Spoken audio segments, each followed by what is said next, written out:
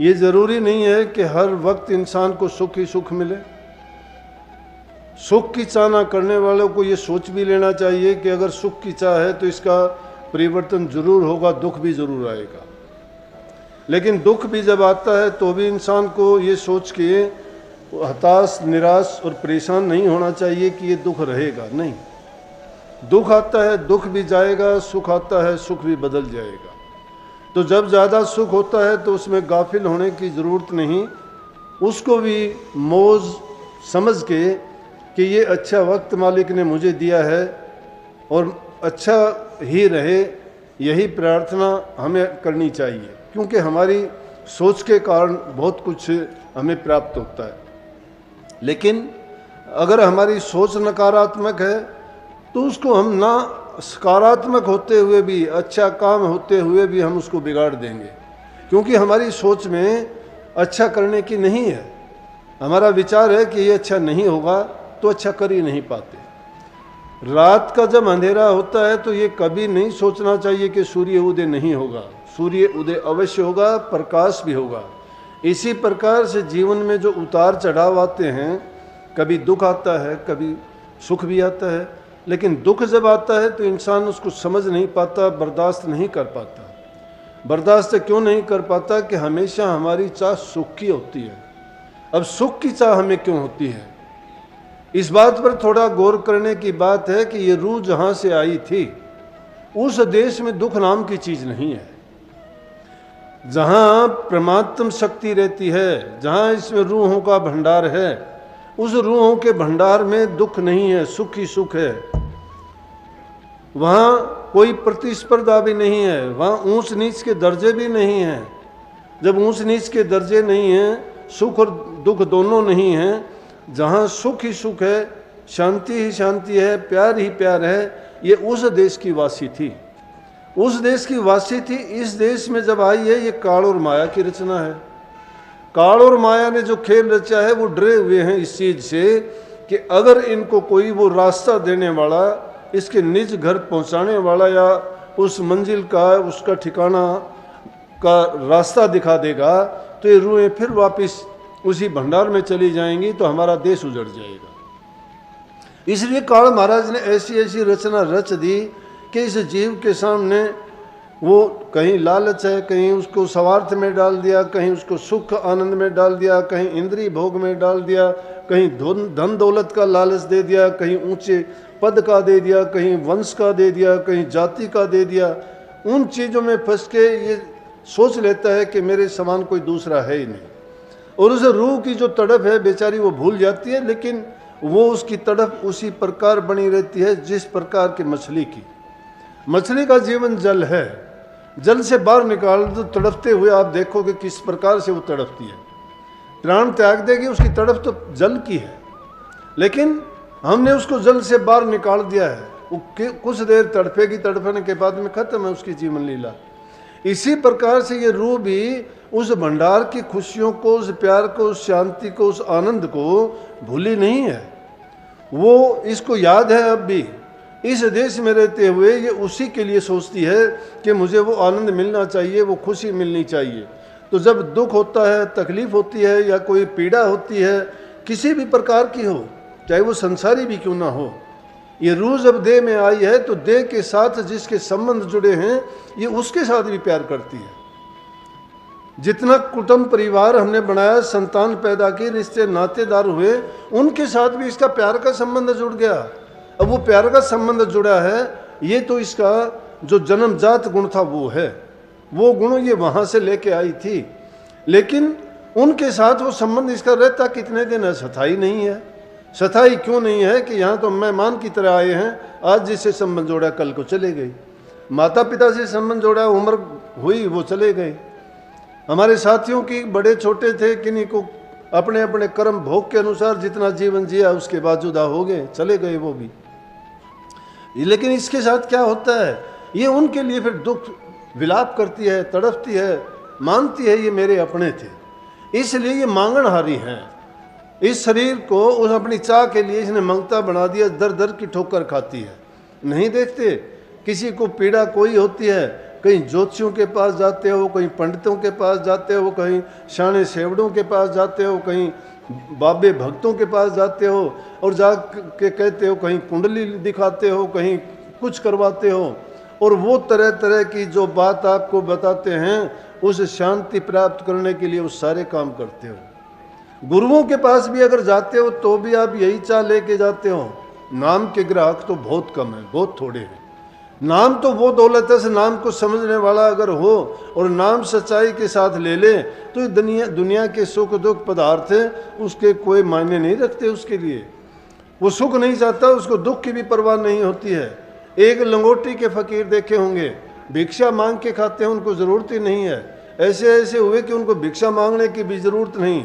अगर कहीं यज्ञ हवन पूजा पाठ करने वाले जूठन छोड़ दें, उनको उठा के भी अपना पेट पाल लेते हैं।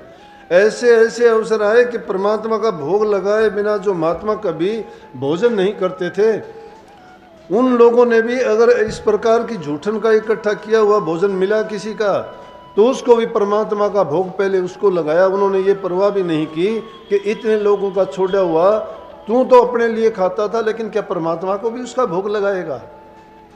लेकिन वो उसका भी उनको पहले, क्योंकि उनको परवाह ही नहीं है, उनको इस चीज़ की चिंता ही नहीं है। उनको चाहिए कि वो उन चीज़ों से ऊपर उठ चुके हैं।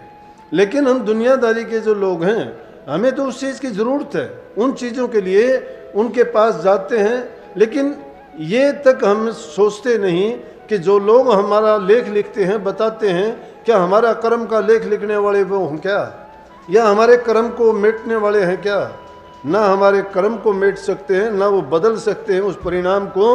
उस परिणाम को नाम बदल सकता है। जो नाम है उसमें वो ताकत है कि वो आपके कर्म को भी बदल देगा, जो उसका भोग है, उसका परिणाम है, उससे भी बचा देगा।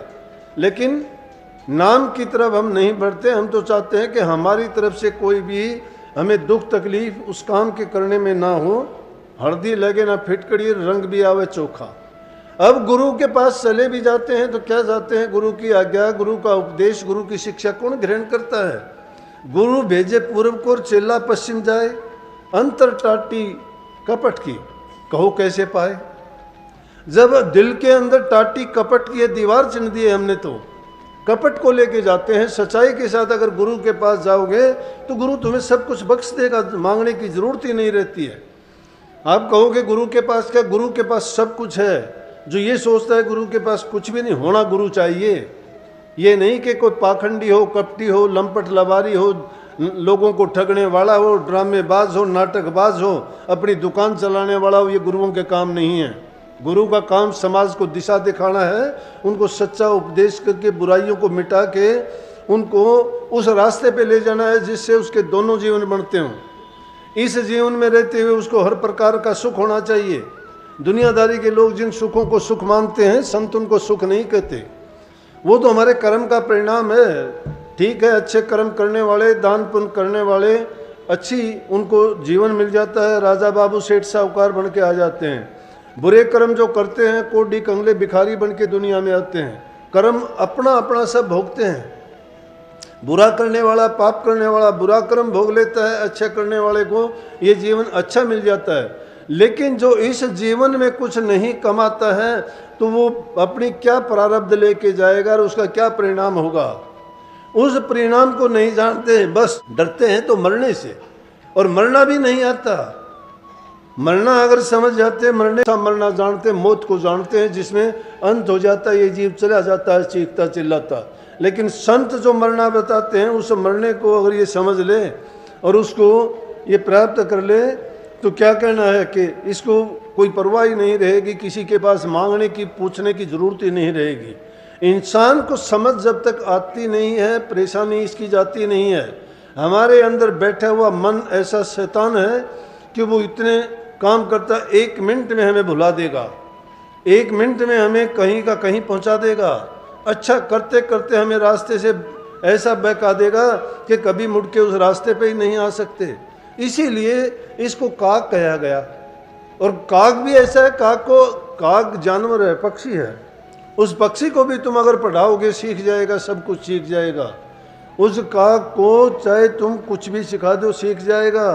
लेकिन उस सीखने का जब फायदा क्या होगा कि वो उस चीज़ को कर नहीं सकता। वो एक चीज़ रटी रटाई है, करने का तरीका नहीं है। इसलिए संतों के पास जाओगे, उनके पास करनी कराने का तरीका है। वो नाम की दीक्षा वो देते हैं जिससे उसकी जीवन का रास्ता ही बदल जाता है, मूल रूप से उसका परिवर्तन हो जाता है। बदल जाने का ही नाम है। और मरना क्या है? मरता मरता जग मोया और साचा मोया न कोई साचा मोया, दास कबीरा बहुड़ जन्म नहीं होए। ऐसा मरना चाहिए कि जिससे हमारा बहुड़ के जन्म नहीं होना चाहिए। लेकिन हम तो कौन सा मरना चाहते हैं? हम तो इसी जीवन में जो याचना प्रार्थना करते हैं, जिन चीज़ों की हमें लालसा लगी हुई है, उन चीज़ों को अगर प्राप्त करेंगे तो फिर हमें मरना कहाँ आया? हम तो बार बार मरेंगे, जिएंगे। वैसे चाहते हैं कि हमें अमर पद प्राप्त हो जाए, अमर तब हो जाए। अमर तब तो जब होगा कि जब ये जन्म मरण का किस्सा खत्म होगा। और जो आदमी नाम ले लेगा, नाम लेके इस जीव की मुक्ति हो जाती है, वो दोबारा जन्म नहीं लेता। जब दोबारा जन्म जो नहीं लेता तो उसका मरण नहीं होता।